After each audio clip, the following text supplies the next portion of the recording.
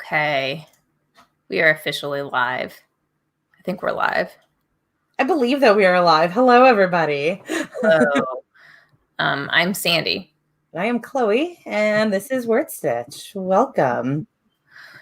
So if you are not familiar with what we do, we are a virtual write-in.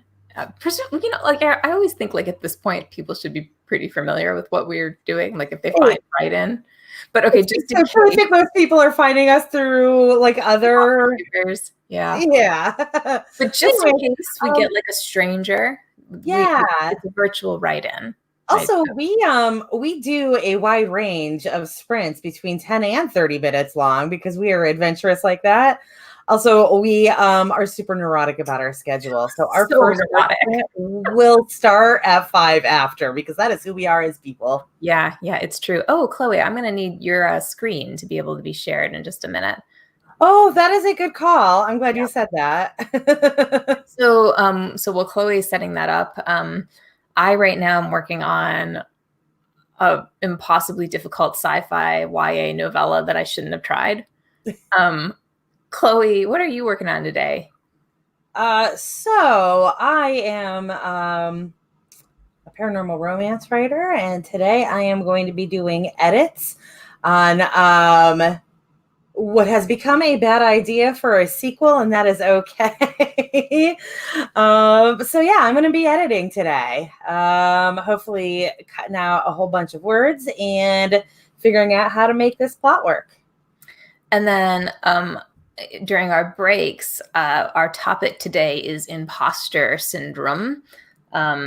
So that's mostly because I feel the need to give myself a little pep talk today. So this is my fault that we're doing this. And hello to you guys who are joining. So hi, Devin. Hi, Jeannie. Thanks for saying hello to us. If you see Chloe Alice Balkin in there in the chat, or if you see Sandra Vasher here, I'll say hello too. That is us. So that's who we are. And then sometimes we also comment under the actual like WordStitch thing, but that lets us individually comment. We never know what we're gonna do. We never know what we're gonna do. But we had a topic today, right? So like we actually do know what we're gonna do today. I'm a liar. No, that was only a partial lie. I'm a fibber. You're a bluffer. Yeah, I think that is right. Yeah. But we can talk about that once we get to our next break and we have more time. So I promise I am trying to get my timer up, and I'm having a weird little glitch happening here, but I will get there in just a moment. So in the meanwhile, tell us what your projects are, what you're trying to accomplish today. Here we go. I think Chloe, you're drafting on your project still, right? You're not like editing. Mm-hmm. Yeah.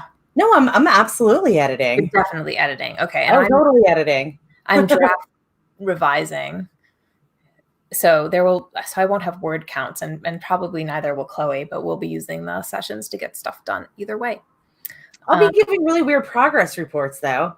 Yeah, so strange. I will also have strange progress reports. Yeah. Probably not as good as yours though. I feel like yours are always better when you're doing like the paranormal romance stuff. Like you could be like, oh, I just finished a great sex scene. And I'll be like, I think I just killed them properly. I just tell things really dramatically. Yeah. So anyways, we are going to go ahead and start this first sprint before things break down any further than they already have, as is our way. So we're going to be writing for the next 10 minutes, and we will see you guys at about quarter after. Oh, we have a word prompt too. It is plague. Oh. Okay. Now you can go, Chloe. Word prompt is plague. Seasonally appropriate, apparently. Okay, we'll see you guys in 10 minutes.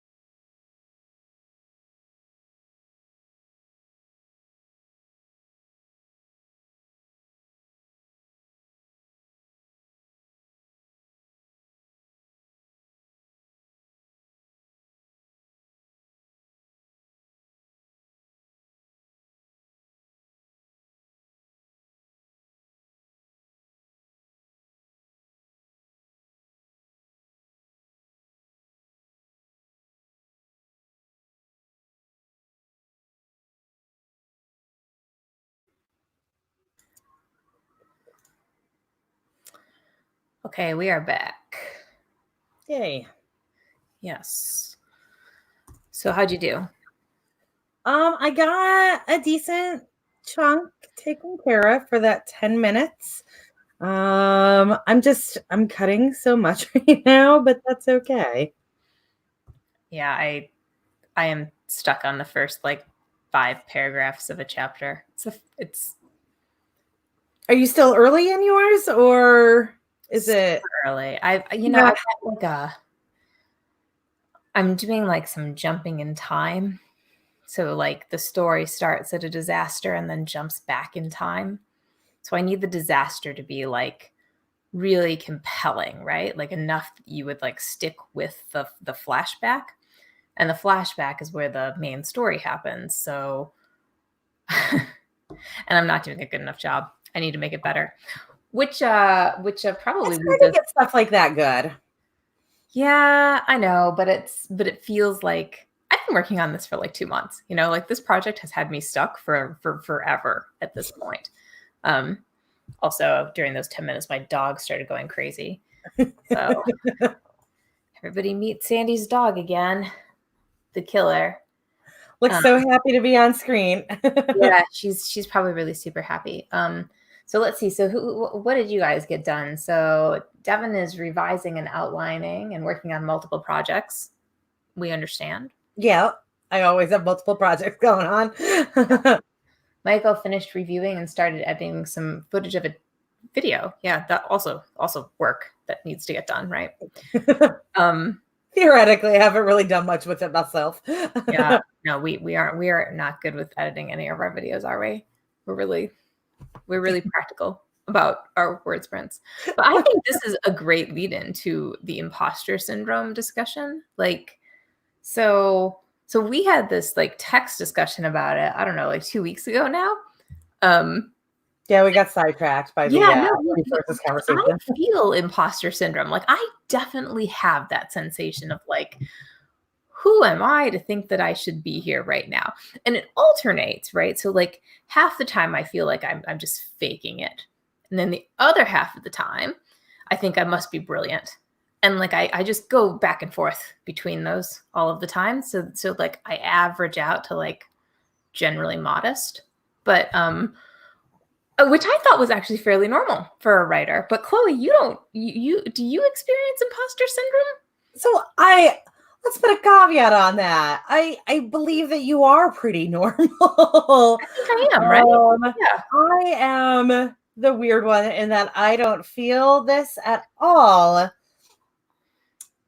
But I am an artist as my occupation.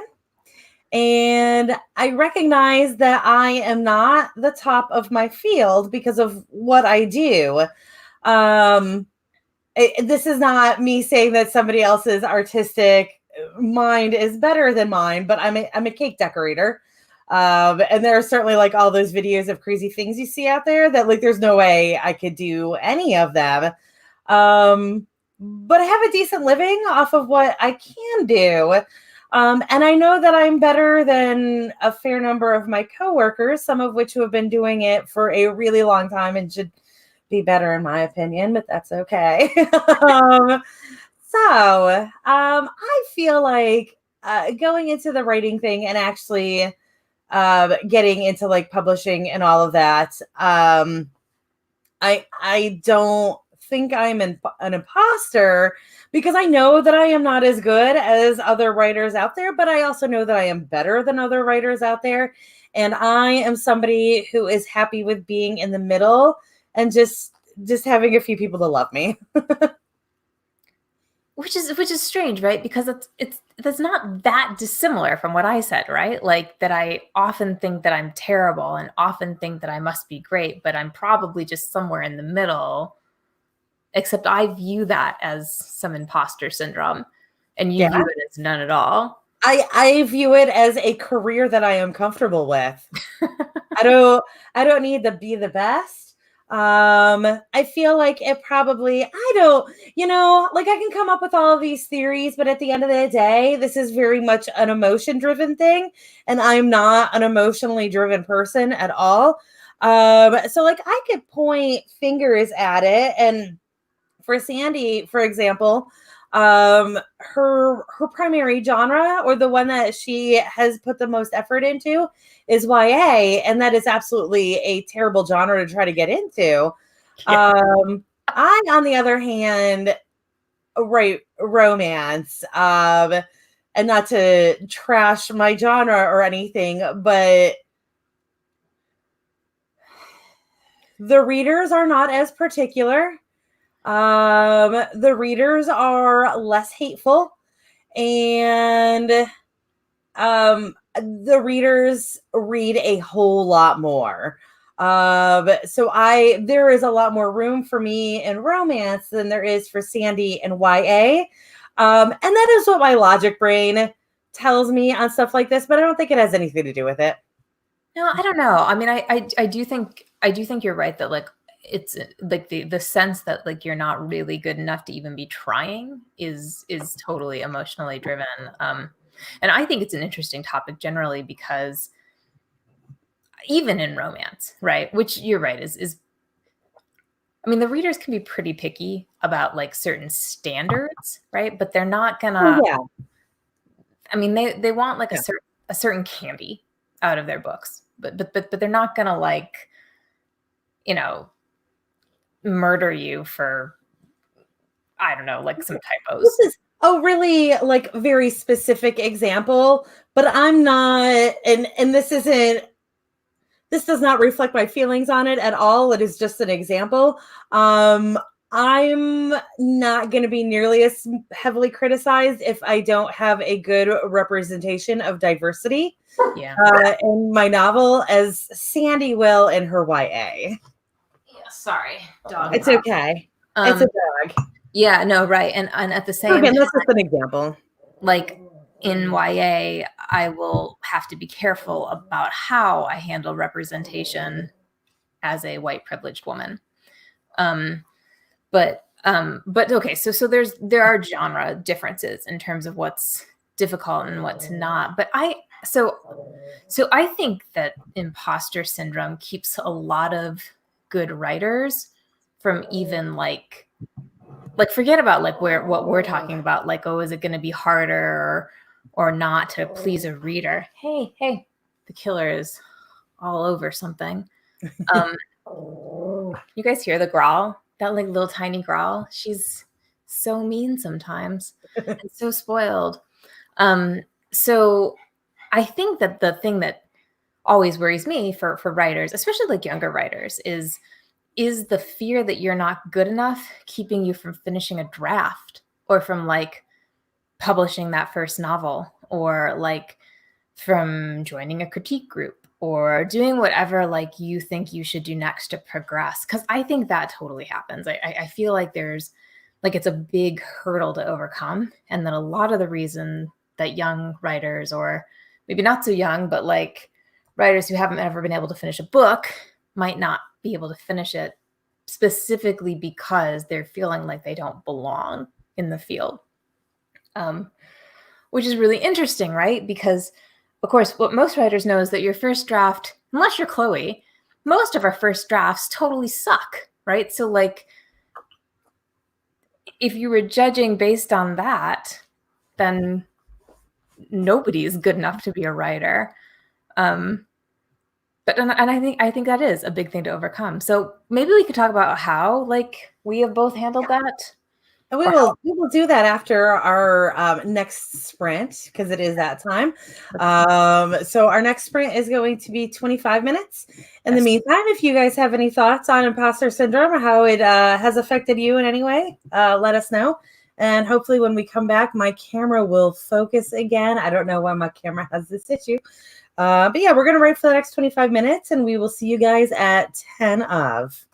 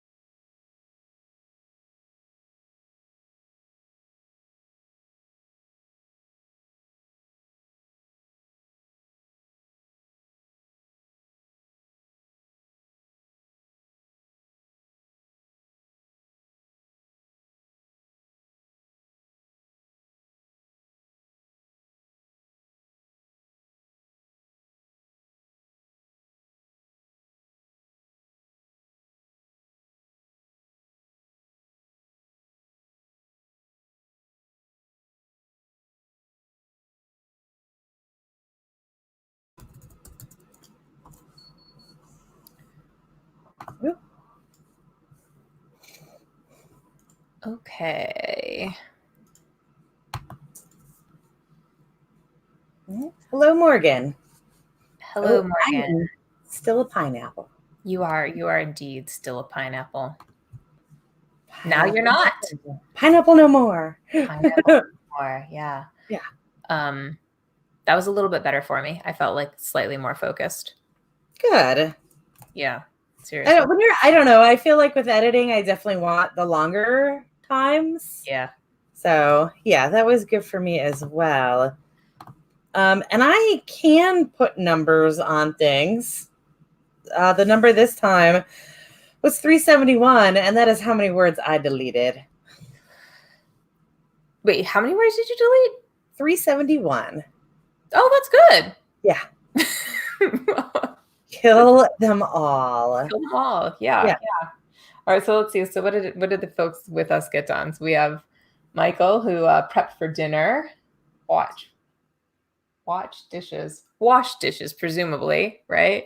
I mean, you can also watch them.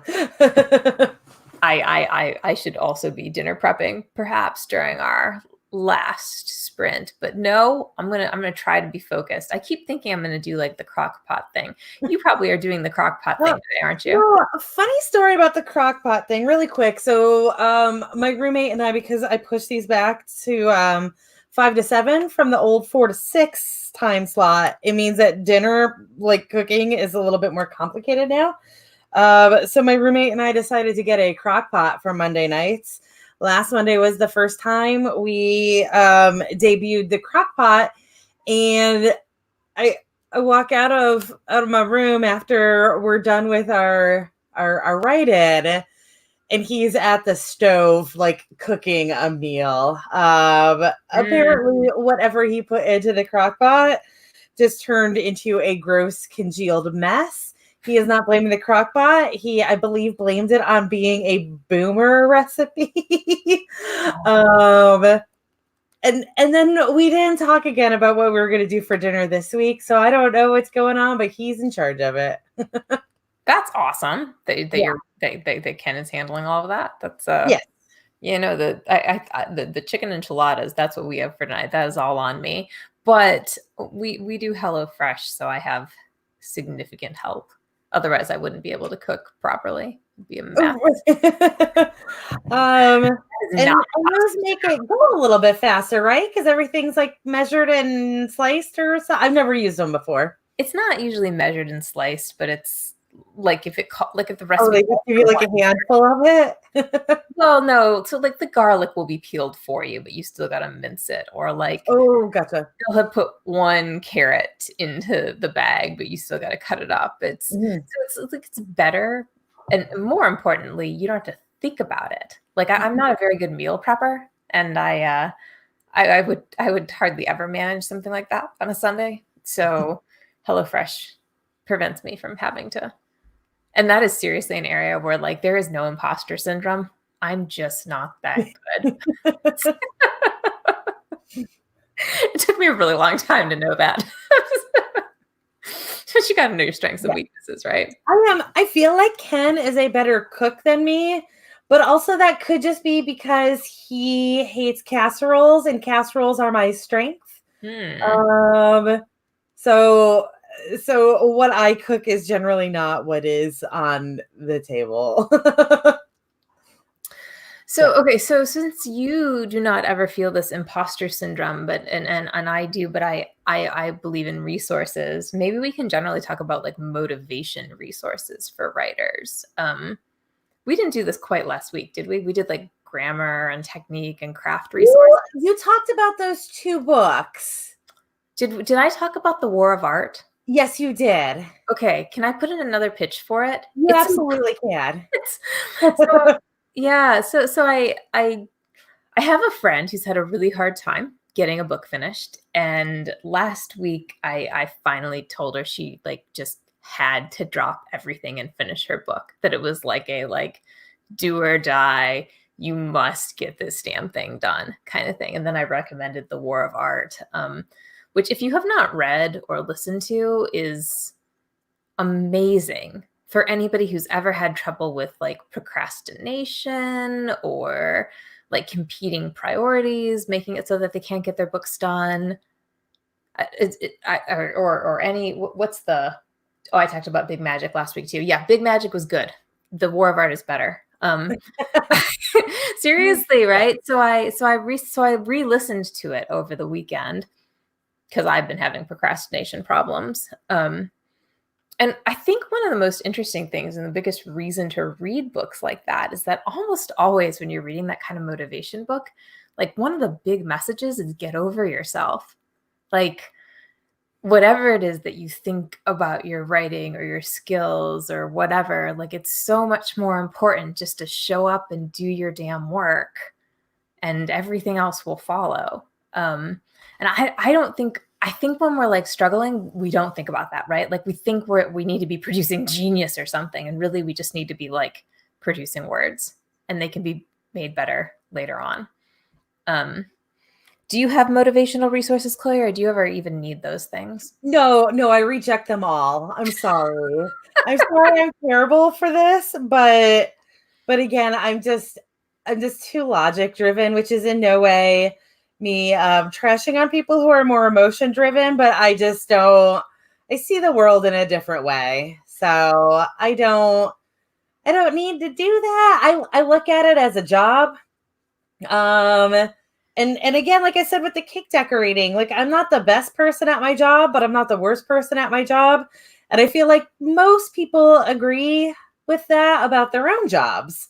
So you got to think about it that way. And then, and I know I mentioned this to you before we went live today, but like also every one of your books is not going to be perfect, depending on how many, whether you're planning on putting out, 5 in your life or 50, they're not all going to be great.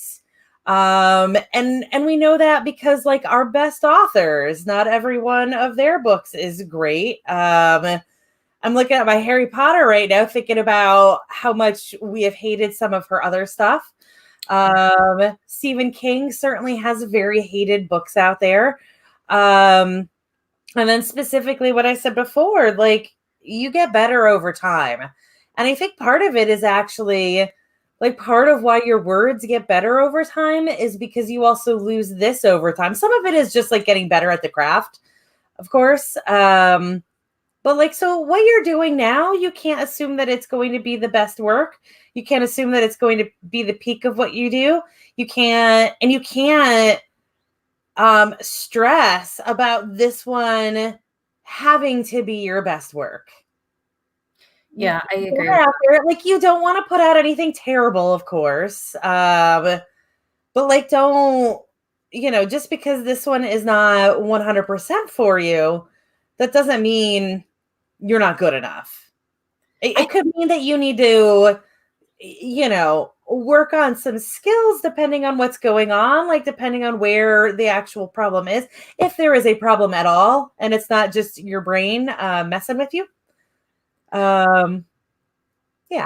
I think you naturally do the thing that most writers have a hard time with. Like, I don't think that's necessarily just logic or like emotion. I feel like there would be a lot of writers out there who would not consider themselves particularly like emotional, but who would still find a million ways not to get their writing done when they should. Like, I don't think procrastination is specific to the sort of more sensitive souls of the world.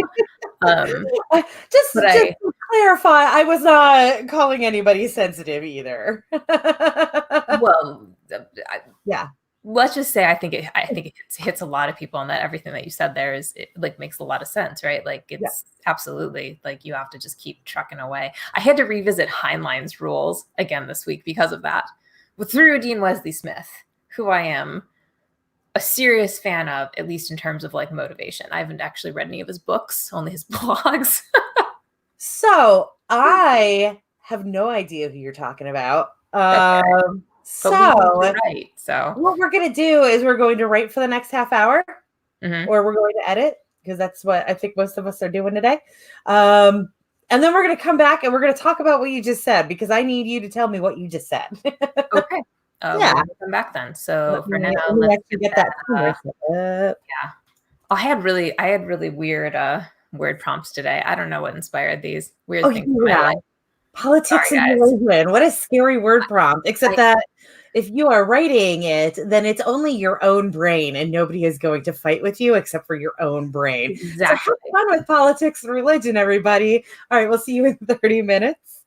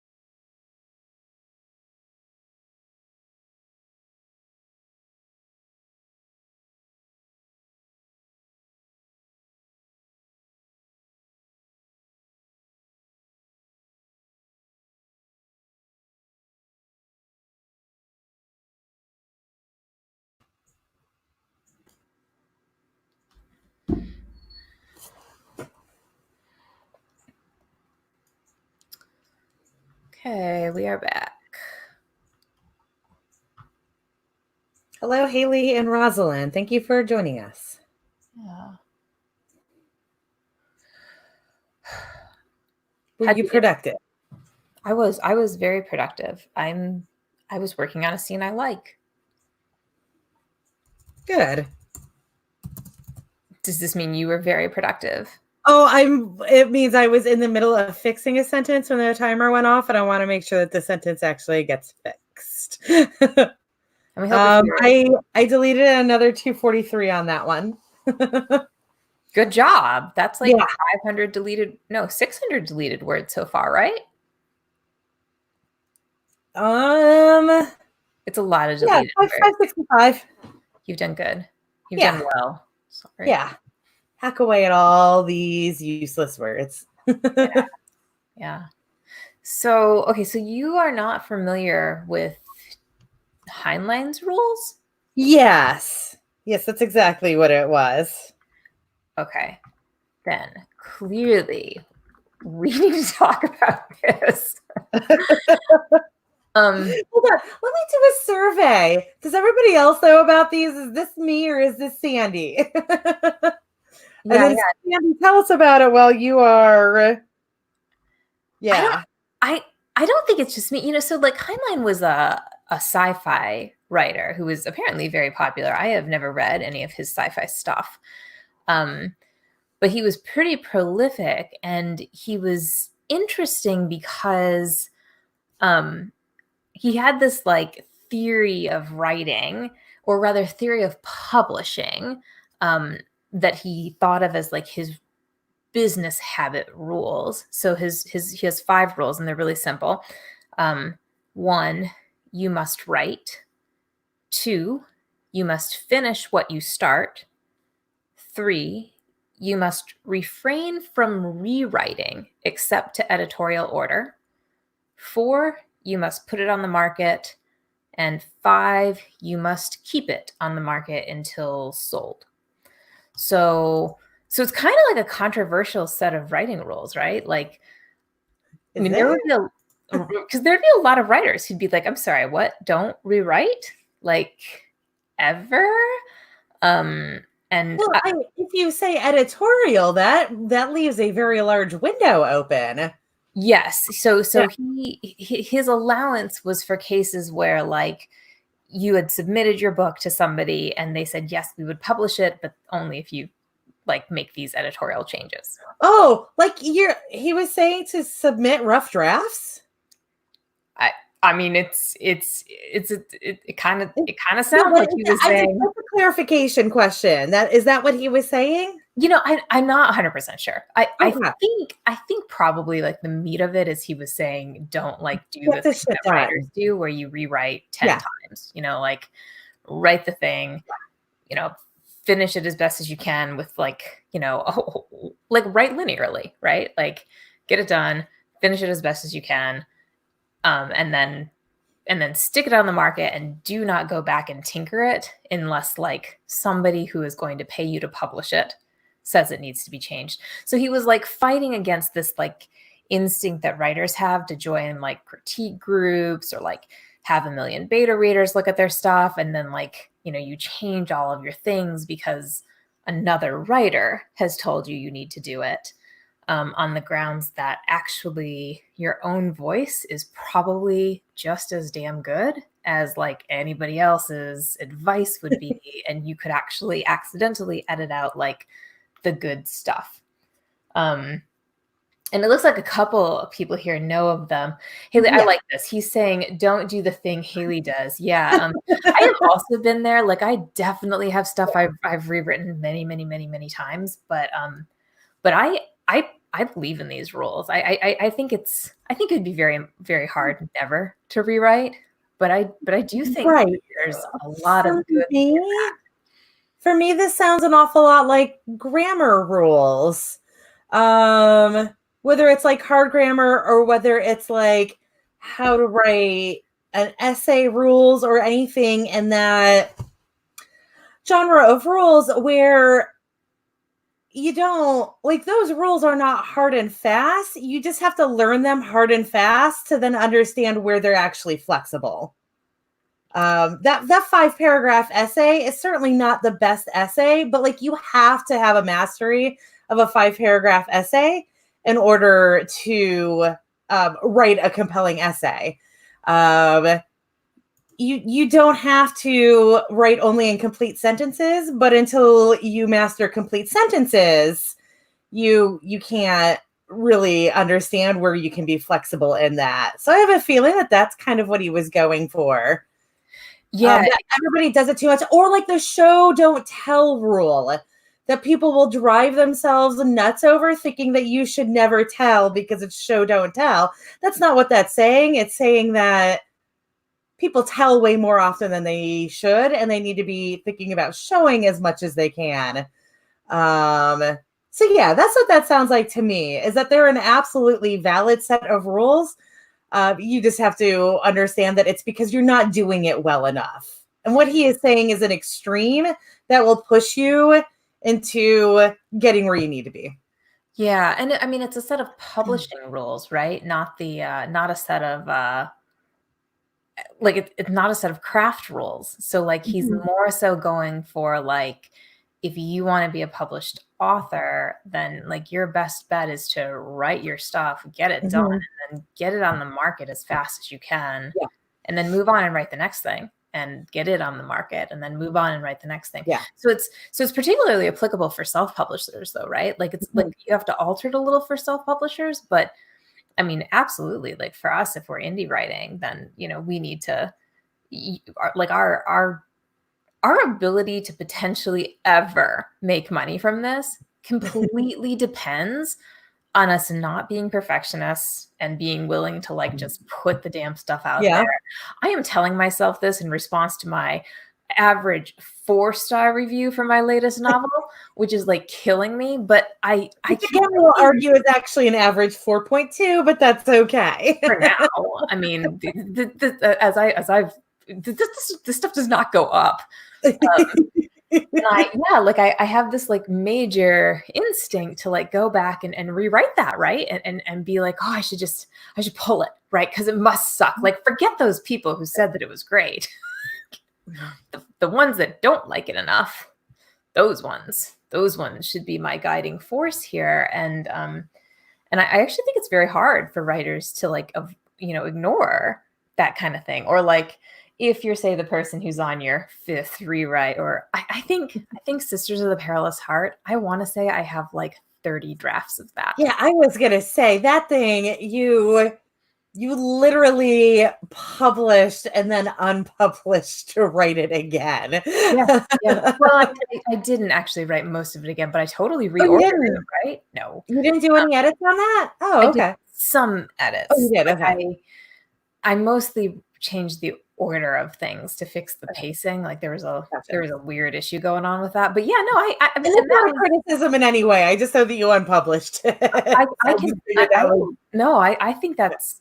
think it's totally fair, right? Like I probably did need to pull that one, but like to make a habit of that would be horrible. Yeah. Like, yeah, you'd never get anywhere that way. Yeah. And I think that it's very similar to like the imposter syndrome, right? Like why do you feel like you have to fix it again and again and again and again and again and again? Probably because you don't trust yourself well enough to know when you have a good product, right? Like you're not willing to say like, this is my voice. These are my words. I like hearing them. There will be other people who like them too. I think it makes it even more complicated now because of self-publishing. Yeah. I mean, yeah, with traditionally published, you could rewrite it until the end of time and never submit it. But once you've bitten the bullet and submitted, then you're pretty well locked down. Well, with self-publishing, we're very locked down, right? Like once you have readers. Wait, but I could literally take down any of my books as you have done. Yeah, but just do it all over again. I mean, you could not accept a contract if you happen to get one.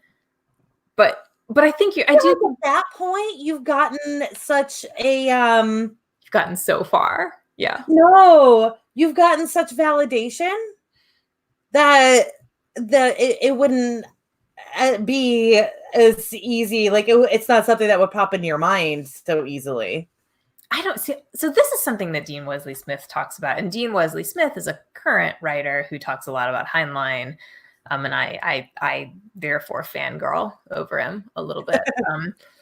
But so one of the things that he's talked about is like this rewriting to editorial order. You know, like there are a lot of times when somebody like an agent or a content editor that you pay will tell you what needs to be changed, right? And then you make changes thinking that like this person is a professional and they know what needs to be done. I have done that before. I have totally changed stuff for, like, I had that one agent who sent me a what was it called, a revise and resubmit or something like that.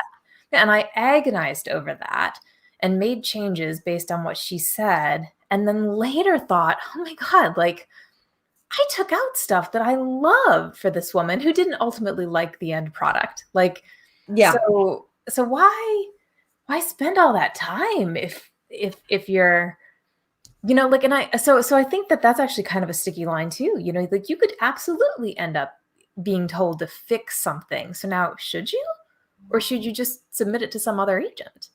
I don't know. I don't know. But Heinlein would say, don't change that damn thing unless they're paying you to change it. And otherwise move on. And I don't know. Which is also, I will say, and I don't, having just found out about this 12 minutes ago, I'm not an expert on it, but I would also say that this is advice that's coming from probably a traditionally published and well-established author by the time he actually gave that advice. Which again means that you have to take into consideration certain things that he would not have been. Yeah, where did I read this? I think actually that he wrote the rules.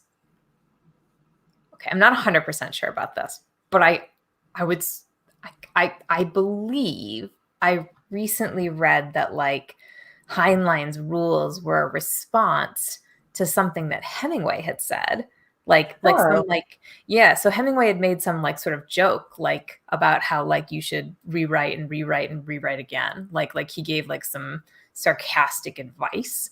And it was like, yeah, I just write that novel. Hemingway was a dick. Because he was Hemingway and he did that shit, right? So and then people took him really seriously. Yeah. And in response, Heinlein was like, no, like we need to reset here. People are insane. Don't listen to that. That was a joke. Like, do not rewrite. Just get your stuff finished. So I don't know like how successful Heinlein was at that point, or if that story is even true. If like maybe I dreamed that up. That has happened. But that's a really good dream, though. There's a lot of fun in that one. Yeah, I think those things might happen to me sometimes, but I think that one might be real. And I mean, it's really interesting. Again, everything I know about Hemingway, it certainly sounds real. Doesn't it? And I mean, you can totally imagine some other writer being like, oh shit, like things have gone badly here. I need to correct this. Right. Oh God, Hemingway's doing it again. Yeah. All right. And on that note, we should go to our last. Yeah. So what's our? Do we have a? No, we don't have a. There we go. I don't know where this came from either. Just random. Take a walk, which is not necessarily a good idea right now because you should be writing or working on your writing in some way. Take a walk. But your character could absolutely take a walk. Mine are running for their lives right now, so that's kind of happening. Take a fast walk. Very dramatic walk. So we will see you guys in 10 minutes at about 5 of. Good luck.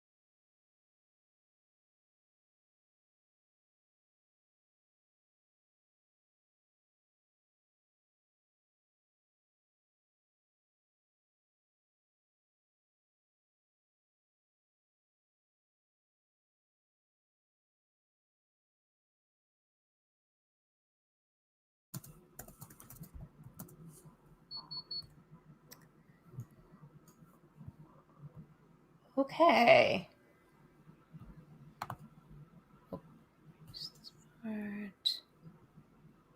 All right. So, did you get anything done those last 10 minutes? I did. Just a little. Me too. And I'm relatively happy with what I did.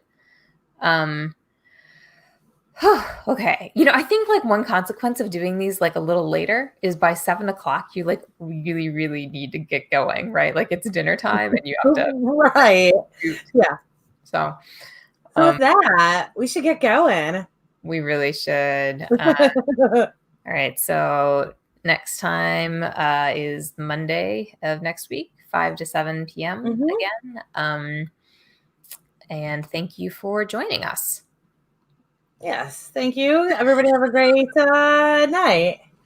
All right. This is going to be one of our worst closings, but that's okay. It's fine. Every week we get a little bit better. Yeah. No. Well, we talked. We had many things to say for a long time. Yeah. And now we accept that our viewers no longer want to hear anymore. So. Yeah. And down below is all of our info. If you want to, I don't know, arc read or what, Sandy, what do you have going on right now? Yes, you're right. We did that this time, didn't we?